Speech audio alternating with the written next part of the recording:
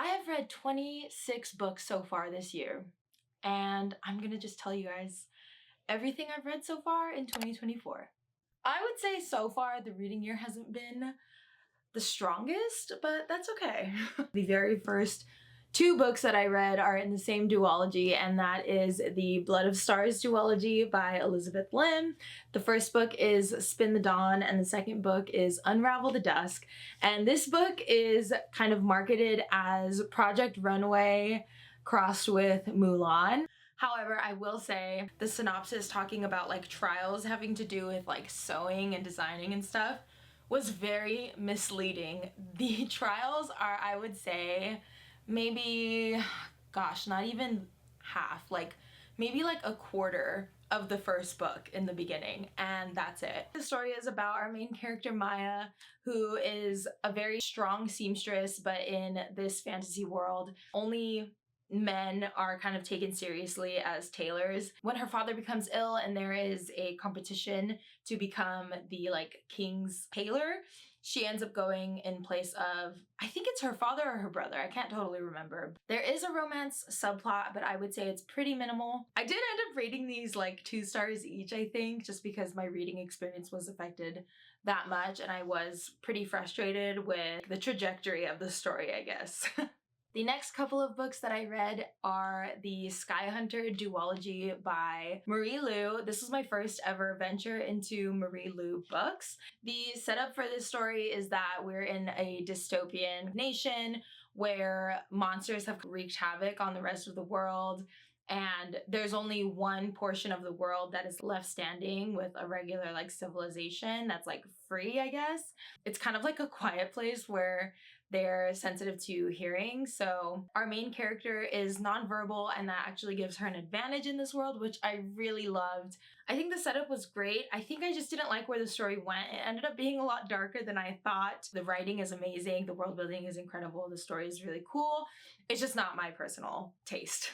Next was a really kind of refreshing turn of events for my reading, because up until that point, my reading wasn't going so well. So I went to a trusty series that I knew I was going to enjoy, and that was Blade Breaker by Victoria Aveyard. In the first book, Realm Breaker, it's kind of a chosen one storyline. We follow our main character, Coraine. It turns out she's the only one who has the blood that would allow her to use a certain sword to combat the villain in this story. And the villain is like a sorcerer kind of figure, like wizard kind of figure. And I think that's really, really fun. It's so cool. Basically, the villain is opening spindles, allowing portals to other realms. That's why it's called Realm Breaker. And Coraine is the only one who can stop it. And so we go on the journey of them putting together a group, very Lord of the Rings fellowship-like, and it is wonderful. The ending of this book, I cried. I feel like it takes quite a bit for me to cry in books, or I have to be really invested, and this is one of those books. So definitely recommend picking up this series. The next book that I read was The Ones We're Meant to Find by Joan He, and oh my gosh, this is an all-time favorite for me. In this book, we follow 2 sisters and we see the story from their 2 different perspectives. One of them is still living in the city, and there is news just kind of going around, and it's very prominent in the news because these girls' family is kind of prominent in society. One of the girls has gone missing, so we see the perspective of the sister who is still living in the city, but the other sister, we also get her perspective, and all we know is that she's like stranded on an island. I think it's a great commentary on the climate crisis as well. I really ate up the world building of this story. It was so good. But in this world, the climate crisis has gotten so bad that the rest of the world is essentially uninhabitable. And so they've made these like floating eco-cities. The world has figured out a way to credit people for the good that they have done for society and for the world. That is the new currency that kind of gets you into this eco-city. From the very beginning, you know something is off, but I can't really say much more than that because it all kind of starts to unravel and unfold, and it is such a wonderful journey. This is absolutely an all-time favorite book for me, and I highly recommend. On to February, of course, I read romance, which is not something I read very often. The first one that I read was Love Theoretically by Ali Hazelwood, and I'm not gonna lie, I love Ali Hazelwood. This is actually my favorite Ali Hazelwood now. I love The Love Hypothesis as well, but this one is just a bit better just because the characters are developed quite a bit more, and I think that made for a little bit of a better book. So in this one, our main character does like a fake dating kind of service, and it ends up putting her in the same path as her rival, or like someone who she has like bad history with or something. I don't remember, but all of Ali Hazelwood books are some of my faves because I just love a workplace romance. These are like STEM romances, which because it's like academic, it's kind of akin to like a workplace romance, and I really enjoy that. So I do recommend this one. I had such a fun time with Love Theoretically that I read Check and Mate. I actually went to the store to buy this because I wanted to read another Ali Hazelwood so bad. And I really like this one too. This was her first young adult novel. This one is in a chess setting. Our main character, Mallory, has kind of like turned away from chess. We don't know why. But one day she goes to like a charity event and then she beats the top chess player in the world. And it's just so fun. And also it got me really like into chess. Keeping with the romance, I next read both of Adiba Jaigirdar's books, which are Hani and Ishu's Guide to Fake Dating and The Henna Wars. I think these books are great if you are younger. These were way too young for me. They were great, and I think that they are important reads. I'm glad that I read them, but they're definitely not ones that I could ever see myself rereading. But I do think that if you are like in high school or even in middle school, these are so good. In the Henna Wars, the main character's class is asking for like business ideas, and then the main character's love interest came across our main character's skills in henna somehow. I can't remember fully, but when it comes around to like them pitching their ideas, both characters decide to do a henna business. However, one of them, with the main character, it's actually a part of her culture, while the other character, it is essentially a commentary on like cultural appropriation. That's what that one's about. And then Hani and Ishu's Guide to Fake Dating is, I mean, it's kind of in the title, it's about fake dating. I honestly don't remember a whole lot about this one, but it was a cute fake dating story. Also, both are sapphic romances. All right, this next one that I read in February, I think I'm gonna get some fervent disagreement, but I read The Cruel Prince by Holly Black, and I think that the hype was just so high. Basically, I was expecting a lot more out of this book. It's obviously like a fae story, but also I kept hearing whispers about like, oh, it's really cool because, you know, our main character takes advantage of the fact that fairies can't lie. And I was like, my imagination ran wild with that. I was like, oh my gosh, this is gonna be so clever.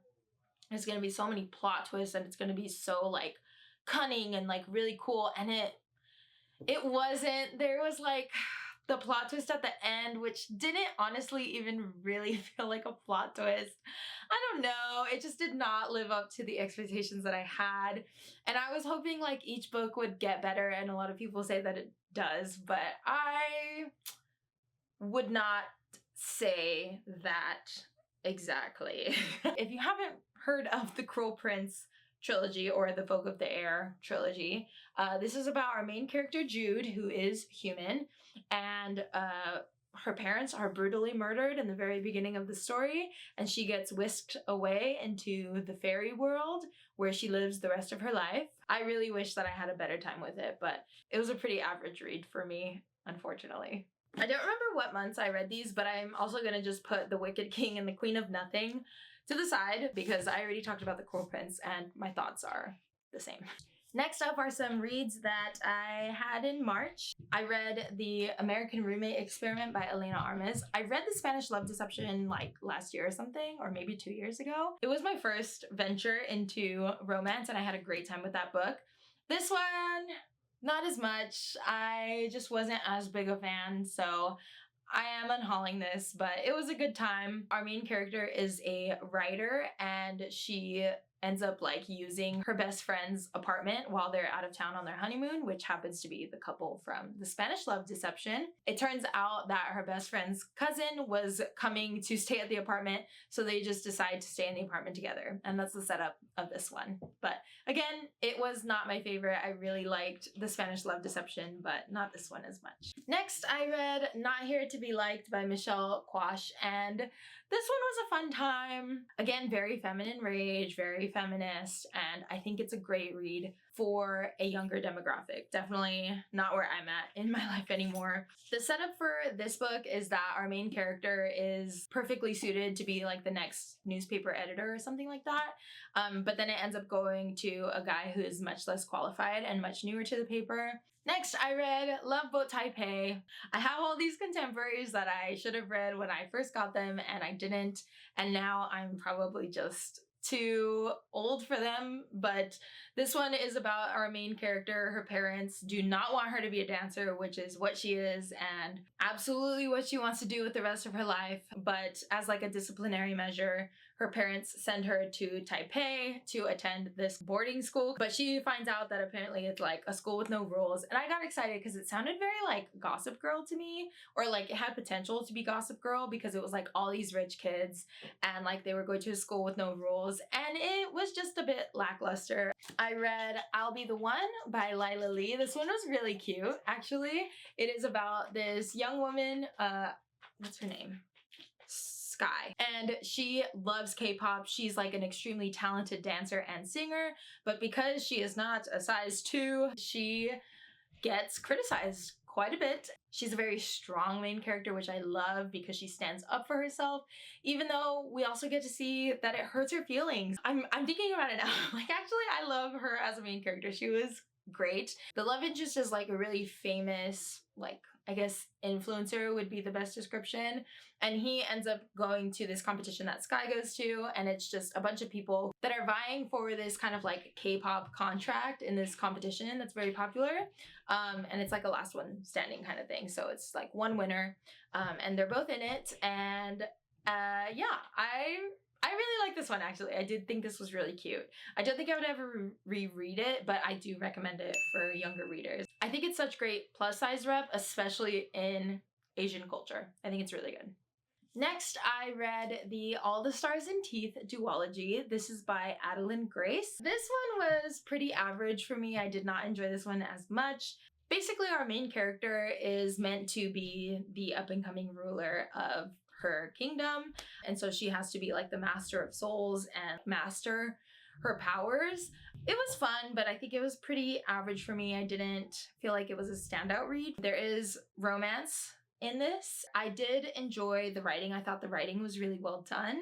I guess the story just didn't really capture me the way that I wanted it to. However, I am really excited to give Adeline Grace another chance with Belladonna. I did just order those, so I'm really excited for those to come in because I hear lots of great things about that series. Next, I had a sweet relief from a bunch of books that I just wasn't having the best time with because I read Marie Lu's Warcross Duology. So again, this is why giving authors another chance is so crucial, because even though I wasn't crazy about Skyhunter, I loved Warcross.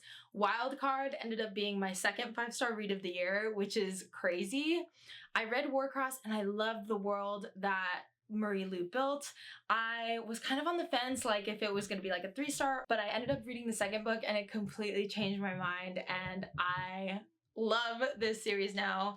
I actually didn't have the second book because I just read it on my iPad through Libby, but when I finished it, I bought the book immediately because I loved it that much. And I was like, I need this in my library. The setup for this story is that our main character, Amika, is like a bit of a bounty hunter. It's kind of like a dystopian sci-fi, and crime is rampant. Our main character lives in New York City, so that's where she's kind of trying to make ends meet. She's also a skilled hacker, and then when she tries to do a hack that would get her a lot of money in this really popular game called Warcross, she tries a new hack and it turns out the entire audience of the world's biggest event can see her. So the creator of the game, Hideo Tanaka, gets in contact with her and offers her a job, and that's where the story takes off. And it is such a cool world. I think just the game, it felt very like Ready Player One and like Tron, like very like futuristic, like video game based story, and it was